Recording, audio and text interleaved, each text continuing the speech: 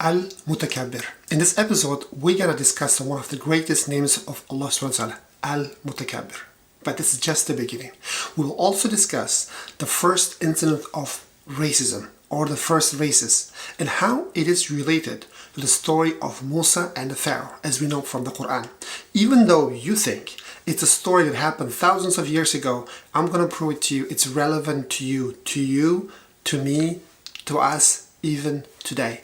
And last but not the least, we're going to discuss 3 states of being as a human being: our self, our ego, our ruh, and based on the Quran and Sunnah, of course, and how we can learn about them and how we can master them so we can live to be among the greatest. If you're ready, let's dive in. Assalamu alaikum, my name is Maruf and we are doing this Allah's Name series, and today we're going to discuss Al-Mutakabbir. So Al-Mutakabbir, the root of this word comes from Kaf, Ba, and Ra, Kabir. It means great, right? And Mutakabbir means the greatest or the supreme. While it is used for the name of Allah subhanahu wa ta'ala, it fits, and it's the only place it fits. It means He's the supreme. He actually is. However, when that word is used against any other creation, it means it relates to arrogance. So as a prompt, the first incident of being arrogant, as we know from the Quran, relates to the Satan, the devil, or shaitan as we call it in Islam, right? And he was being arrogant by saying, I'm better than Adam, right? Allah subhanahu wa ta'ala, that's why when Allah said everybody in His presence at the time when He created Adam to prostrate, everybody did, all angels did, except Iblis. And not only he disobeyed Allah subhanahu wa ta'ala, that he thought he knows better, so by being that, he was being arrogant. He thought that I know better even than you, God. That's what he was saying, right? Because of that, he was outcast and he is our eternal enemy, as that's what we believe. And then when we read the Quran, and another name comes to mind, every Muslim think about Mutakabbir, and especially the one with the arrogant, as the story of Musa AS and the Pharaoh. This is one of the most quoted incidents and the stories in the Quran. I used to believe when you read this things before, this is good, this is great. I used to think it's so far away, thousands of years ago. I would say, oh, this guy is bad, you know, like how he couldn't understand this, how he could just one test after another he failed, until I realized this next 3 states, as I'm going to mention for you today, and again based on the Quran and Sunnah, and then that you can also reflect and you can see. I hope I will convince you in a way that stories that we read in the Quran, it's not just something all fairy tales, it is relevant to us today. So let's go and dive into those 3 states. Allah subhanahu wa ta'ala mentions in the Quran about 3 types of souls. Nafs al-ammara bil-su, that's the lowest state, which is the self that's inclined towards the evil.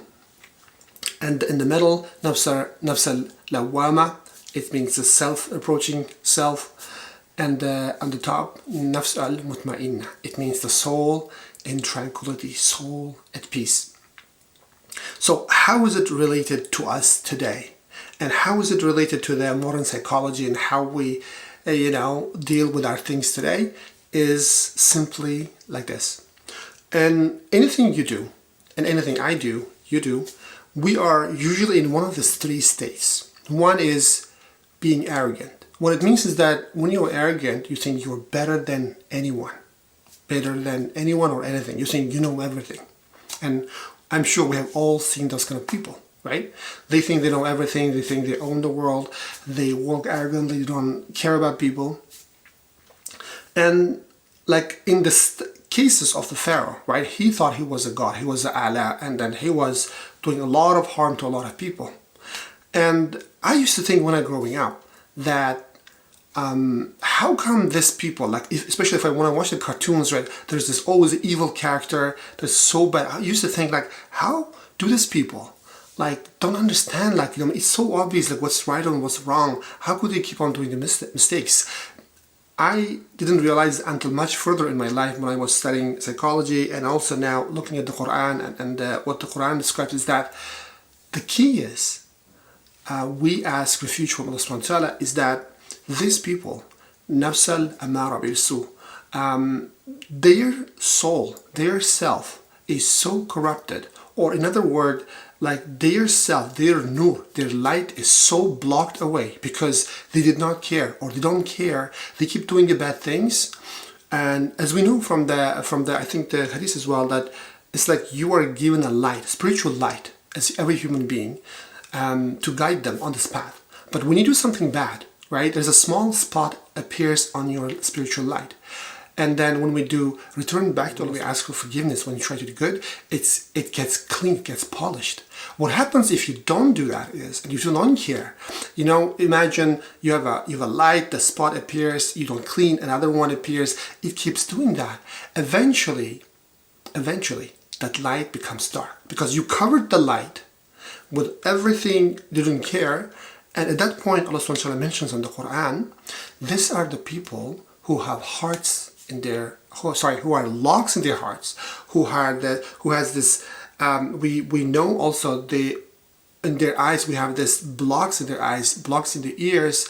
They don't know what they are doing because they are in that state, nafs al-amara bil-su, evil inclining self. That's why you may see in the past, even today, you may know some politicians, you may know some leaders that are doing really evil things. When we look at from this point, you can say how it could be for them. They may not know because they have in that state, they didn't care so long, their self are so corrupted, they don't even know what they're doing bad.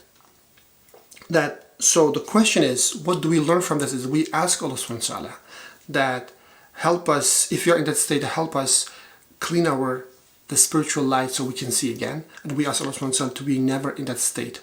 This is the worst state. This is the lowest one, as we discussed, right? And in the modern psychology, we call it arrogance. You are arrogant to that state that you don't even know what you're doing. And in the middle, I believe a lot of us in the state is that nafs al-lawama, self-reproaching. As we said, all life is up and down. We're going up and down, different problems, solutions, and spirituality. And in the modern psychology, we call it doubt. Doubt, it means that, you know, we don't necessarily believe. We give like a half-baked efforts to our things. We do things, it doesn't work out, we move on to the next thing. Or there's a problem, we solve it, we are in state, and then we go in a lower state. Emotionally, spiritually, it's like a roller coaster, as people say.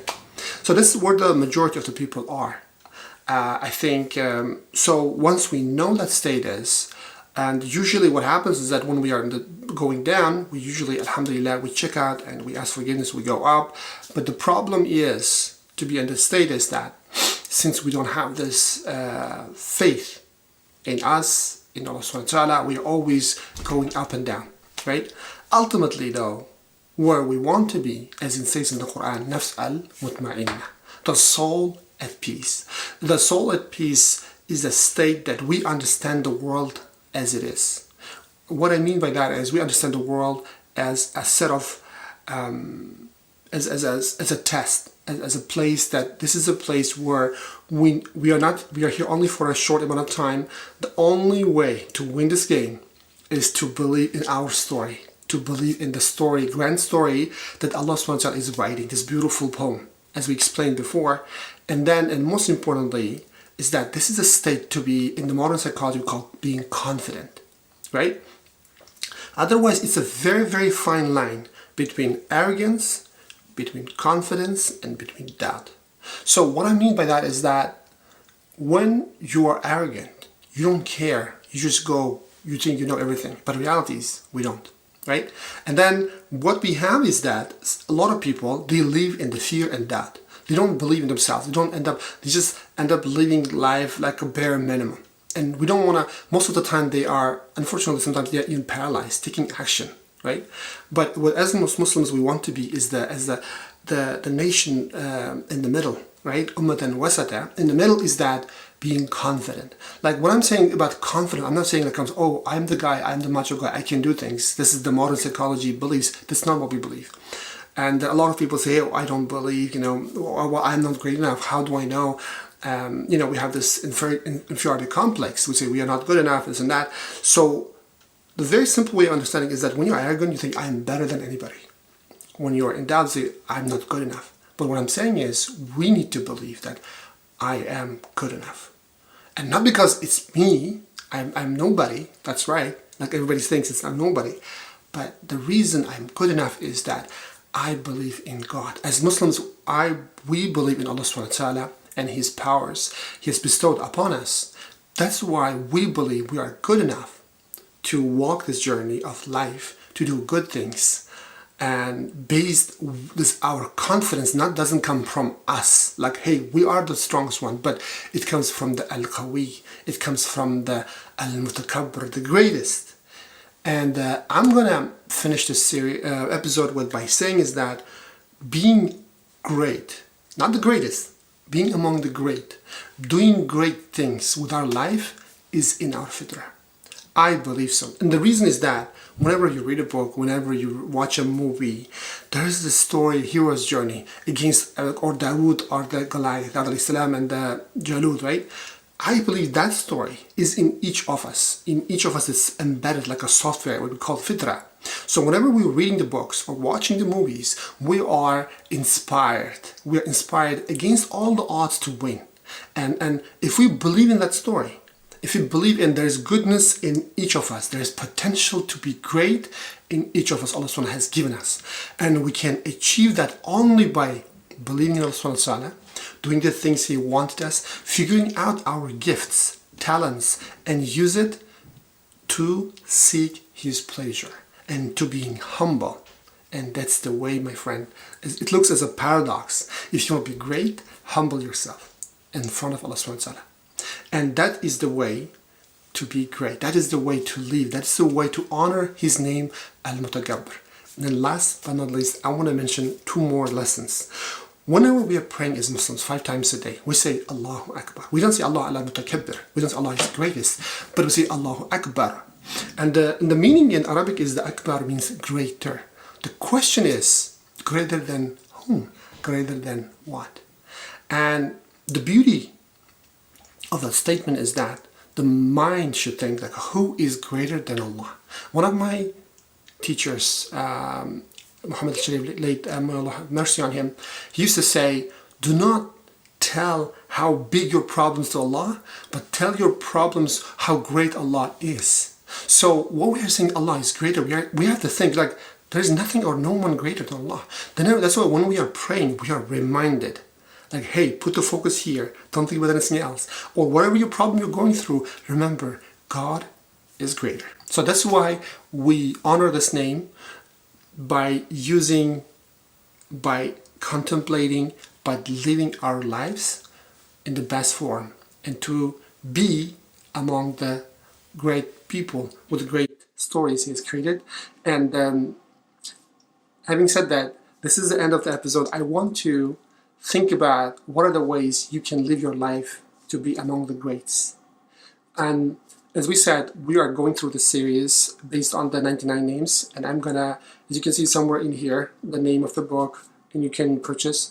And if you like the series, inshallah, just share with your friends and family. And last but not the least, just remember to subscribe, so when the new episode comes in, you can follow. Until then, I will see you. Assalamu alaikum.